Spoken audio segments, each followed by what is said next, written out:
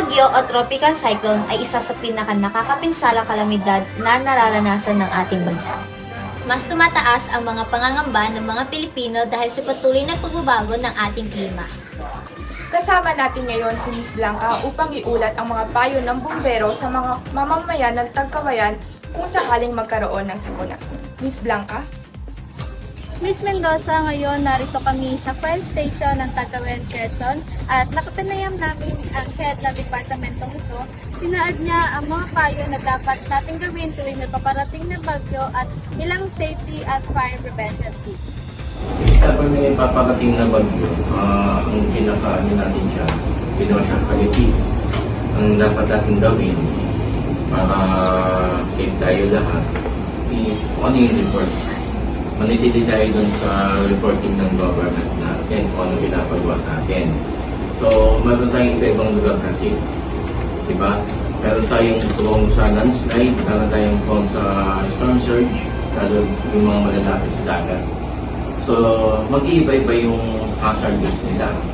Depende din sa location nila. So, kung ano matapagawa sila ng government, may in case na meron tayong pinapa-evacuate, simunod na lamang. Kasi saka yung evacuation center nila kung saan sila pina-evacuate, hindi sila pupunta. Kasi hindi lahat ng evacuation center ay safe. Diba? Kung nagkataon na bagyo yan, and process storm surge, and yung mga eskwela natin na malapit din sa mga bundok, hindi rin sila pwedeng i-evacuate doon. Kasi pwedeng, maslatan sila doon. Gawa ng hazard sila sa landslide, and prone sila sa landslide, and then prone sila sa storm surge.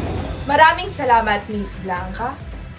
Bilang paghahanda sa paparating na bagyo, alamin muna natin kung ano ang mga dapat at di dapat natin gawin. Miss Agaya? Kanina lang, Miss Corpus, ay nakapanayam natin si Mr. R.D. Pidia ng Savers at siya ay nagbigay ng tips o payo ng mga hindi dapat at dapat gawin kung sakali mang dumating ang sakit. Sa advice, ang maibigay ko lang is darating dito sa mga taga-Tagkawayan na kapag may bagyo at nagkaroon ng evacuation, dapat sumunod sila para na rin sa seguridad nila ng bawat mamamayan.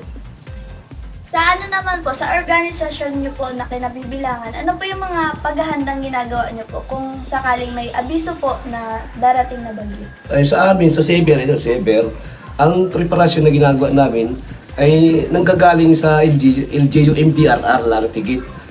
Ay, kailangan magdala ng pagkain para sa 3 araw.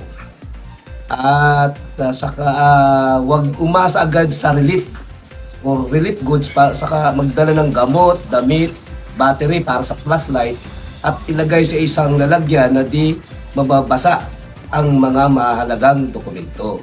Yun ang isang magandang preparasyon. Maraming salamat, Miss Agaya. At ngayon na nasa huling yugto na tayo ng ating programa, nais namin magpasalamat sa mga taong walang sawang sumusuporta at nakikinig. Muli, ako si Esther Marie G. Corpus. At ako, si Cassandra Mendoza. Laging tandaan, disaster readiness and risk reduction, Laging pahalagahan